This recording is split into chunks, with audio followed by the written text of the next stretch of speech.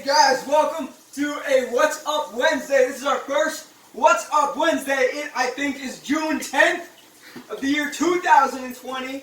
And the reason I'm washing my hands is because it's super important to wash your hands in the kitchen. We're going to go over to super clean dish towel. These don't go on the floor. They don't go on the counter. Super clean dish towels. Now with these clean hands, I can freely handle food. We're actually not even going to start with the food though. Tonight we're going to be working on this Chilean dish, super basic table, kind of like country food. We're going to start with how to make rice, super fast. It's what's going to cook the longest, so it's what we're going to do first. Super basic equation with this, kind of straightforward. 1 part rice, 2 parts water. So if you had 2 cups of rice, it would be 4 cups of water. Half cup of rice, 1 cup of water. In this case we have 1 cup of rice, so we have 2 cups of water. 8 ounces, 16 ounces. First, you're going to want to boil the water. We're going to go over here. The only thing, you're going to avoid the dogs. They'll try to get in your way. The only important thing that I got to say is you want to have a pot that has a lid. Part of the way the rice cooks is by steaming. So the lid is going to keep the steam in, and that can just be really important. Also, it helps keep heat in, so at this point, just with the boiling, it can help it come to a boil faster, which is really cool. It doesn't need to be crazy hot, but it'll take a while to start if it's really low. Awesome. So what we have here, super basic. I gotta quit saying that, but this is an 8-inch chef's knife. It's designed to, like, you can dice, you can roll, you can pivot, like all kinds of things you can do with this. This is what's called a honing bar. There are 2 ways to hold it. One is like this, and the other is like this.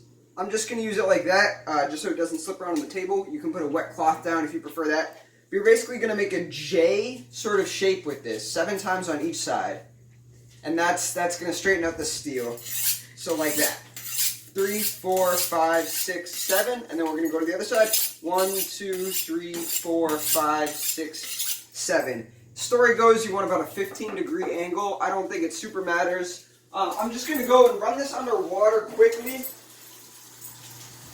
because in case there were any imperfections on the metal that just got corrected by that, they could be on the knife. So like if you do a really serious sharpening job, you could end up with metal shavings on the blade. You could even wipe it on your shirt, not super sanitary. But that's how that goes. So we're going to let the rice, we're going to let the water boil for the rice right now. And in the meantime, we're going to start with these things. I'm going to grab a spoon, because a spoon can be a really good part of cutting up an avocado. Got a big spoon. This spoon is almost the size of this dog's head. Big spoon. We're going to take the avocado. I should go over really quick. There are 2 ways to hold the knife. One is like this. When you're doing this, you're mostly using this part of the blade. That's to cut through big things. Think watermelon, squash, a head of cabbage. When you're doing smaller cuts, this is called the pinch grip. You put a finger there and your thumb there. And this allows for like really fine control of the blade. So we're going to use that grip, avocado. Basically you're going to cut it once that way and just turn it. Be really careful, because at this point the blade is facing your hand, and that is a mistake waiting to happen.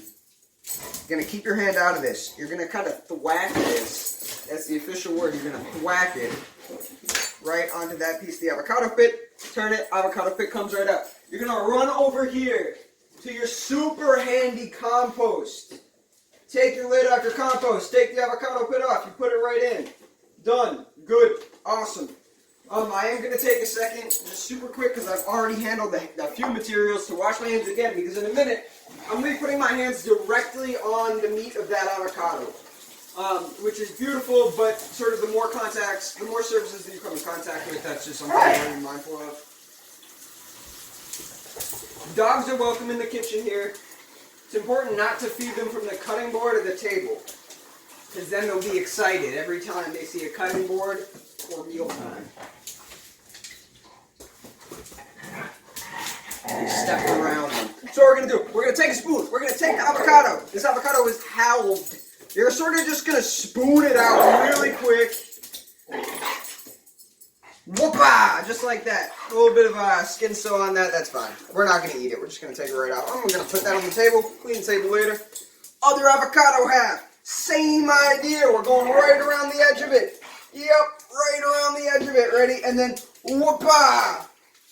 A lot of fun. If you ever get that fun little stuff in there, you can save that for later. You can eat it. Don't feed it to the dog, because cutting board. Move that tomato so you guys can see. You take your knife, you're using the pinch grip, you take the avocado. Whoop-ah! Whoop So we're basically just dicing this into like 1 inch by 1 inch cubes roughly. So you go one that way. They're still together a little bit, that's no big deal. They're going to get all mixed up later on. And these really don't have to be like crazy even. Just the idea is that you don't have entire avocado slices. This is going to get mixed into rice with tomato. Here's where it gets exciting. You pick up your cutting board. Fun fact, when you scrape off the cutting board, you always want to use the spine of the knife. That is going to keep your blade sharp. A lot of people use the blade just because that's the piece that's already pointing down. You're going to end up needing to sharpen your knife a lot more often if you're always scraping the blade itself back and forth across the cutting board. Our avocado is done. We're going to take our tomato. This has already been washed. It's important to wash produce if you're going to be eating the outside of it. Avocado, we're not eating the outside. Tomato, we are. Good test of a knife's sharpness is how straightforward it can cut a tomato. Now that I have a flat edge, I'm just going to flip it over, kind of keep this simple. You can see a little bit came out because I only sharpened this knife a little bit. Going to turn that around just to try to get that last little end bit off. Great. Same idea with the avocado, sort of a grid cut. These even little squares. And just be sure to be using that pinch grip. Move that. We're going to slide that right over. Same kind of thing. The size of this is totally up to you, whatever you're comfortable with. And I'm actually just going to cut these individually because all that we're waiting for right now is for that water to boil. It's come to my attention that a lot of people prefer white rice over brown rice. So the only thing that I'm going to say about white rice is that it's good to add a little bit of butter to it, add a little bit of salt to it. Some people say that adding salt to boiling water makes it boil faster. It's a kind of contested fact, but you can do whatever you want.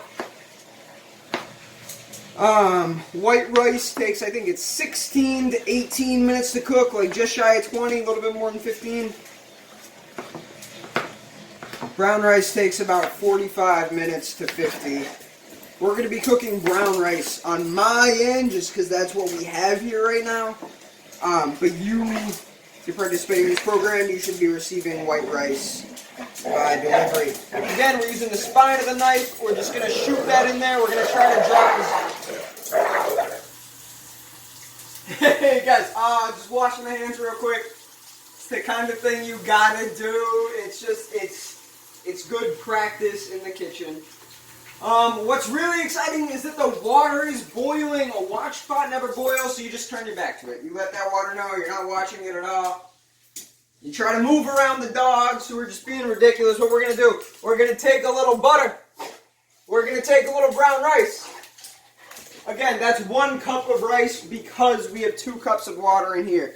It has a lid. We take the lid off, some water draining into it, totally cool. We're going to put the lid down. This is really exciting. You take a wooden spoon, best kind of spoon. I'm just kidding, you can use whatever. We're going to stir the rice in. You just stir it on in. It's the time of night that the dogs are really excited. Great. So we're going to stir it in. Now, butter, I believe, comes in generally about 4-ounce packages. So you're going to add about 1 ounce, even as little as a ½ ounce. You're just going to add some butter. Honestly, I kind of like butter personally. That's about how much I'm going to add. I'm just going to drop that right in. I'm going to stir it in. I'm going to wait until I see it break down a little bit. The thing is that as the temperature of the water increases, as the rice, which is going to be room temperature, is added to it, it's going to start to boil again. You don't actually want rice to boil. You want it to hang out at about a simmer, which is the temperature that's like a tiny, tiny boil. Simmering is the tiny bubbles that come up as opposed to a rolling boil. I realize not everybody may be familiar with that. So we're just sort of going to mix that in, get that hot water moving. You can see that little bit of butter is breaking down quite a bit. So we're going to cover this and we're going to reduce the heat.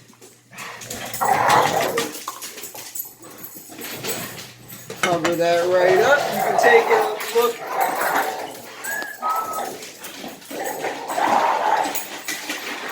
that there. We're good for now. Guys. Alright, guys, so we are at that point where the rice is ready. We're going to go right over, we're going to take a look, we're going to bring a fork. We're going to grab a little fork. This is important to kind of fluff the rice. So we're going to come right over, we're going to turn off the heat. Now the heat's off. There is a point after you turn off the heat that you're going to let it sit for about 5 minutes. So we're going to let that drip in, and it may be a little bit hard to see on this. But there are sort of like these little holes in the rice, little divots. And that's sort of your indication that it's cooked. So what you're going to do, you're going to take the fork, you're going to hit kind of the top layer. This is called fluffing it. So we're kind of going to go through and fluff it. Basically, it's cooked when the moisture is absorbed. This is also a fun time to add anything. So like say you have a kind of a leafy green herb, like cilantro, you'd want to add the cilantro now. Say you have a lime, 10 out of 10 would recommend a lime. I just happen not to have one on hand. You would add a lime, just like the lime juice to this right now.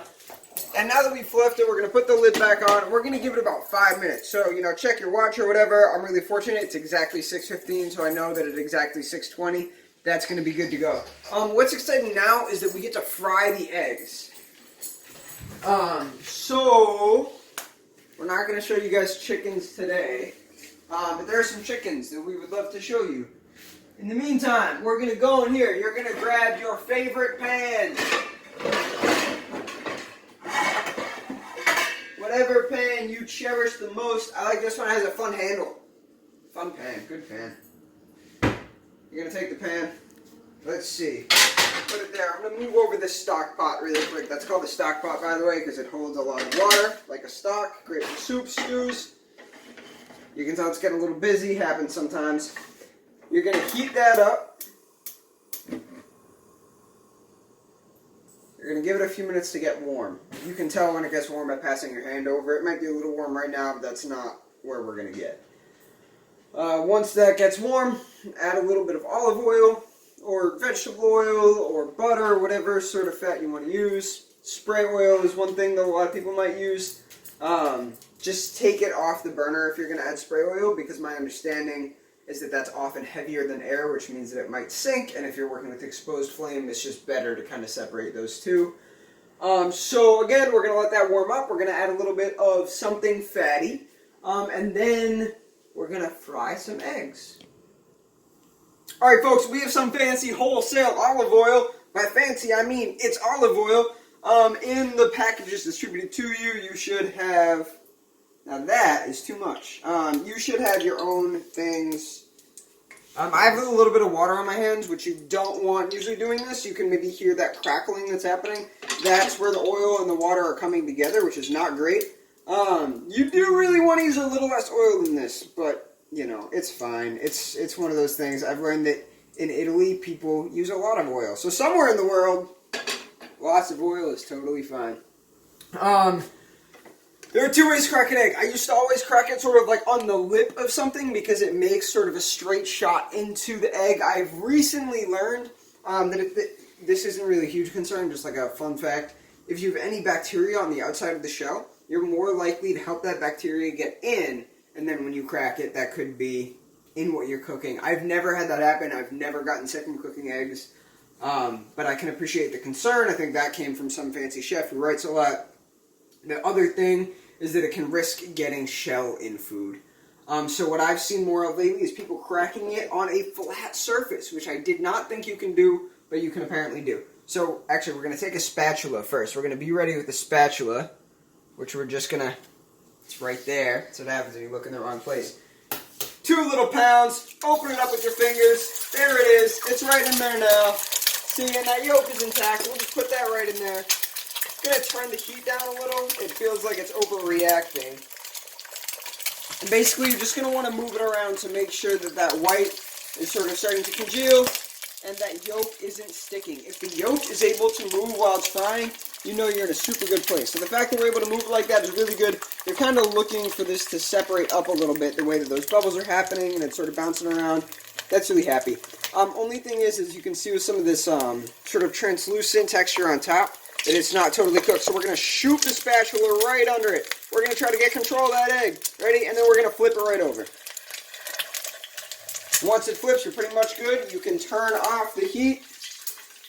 Now I'm going to grab a little plate. I'm just going to, you know what, I'm not even going to do that. We're going to leave that here. We're going to work super fast because right now, time is important. You're going to run over. You're going to find a bowl. This is going to work like a bowl right now. This is a better bowl. We're going to use this. Now this is pretty much it. This is everything you got to know. The meal is done. Remember that fork? We're going to get that fork. We're going to get that fork. We're going to grab this thing of rice. We're going to grab some rice. We're going to put some rice in the bowl. That's step one, right, y'all? We got rice in the bowl. We have one layer of rice in the bowl. This is what's a lot of fun. We're going to take our avocado and tomato. We're going to put some avocado. Okay, well, it's getting a little stuck. That's fine. We're going to put some avocado in the bowl. It doesn't matter, really, if it's all over the place right now. Because we're going to mix it up later. Right? So now we got all this. We're going to do a little bit more rice. A little bit more rice. Sort of just do a little poke. Kind of mix that up, mix that around. We'll be able to get more in depth with that in a little bit. You can even just put that right in there. Now here's what's exciting, y'all. We're going to take some salt and pepper. I like these, the peppercorn medley grinders, because it's all peppercorns. You got black ones, you got white ones, all the peppercorns. Going to mix that all over. This is going to sound crazy, maybe not to everybody. But the crux of this dish, that was way too much salt, is salt and pepper. Salt and pepper really goes well with the rice, goes well with the vegetables, but it goes especially well with the eggs. We're going to go back in there. We're going to take the fried egg. Going to put the fried egg on top. And that's it, y'all.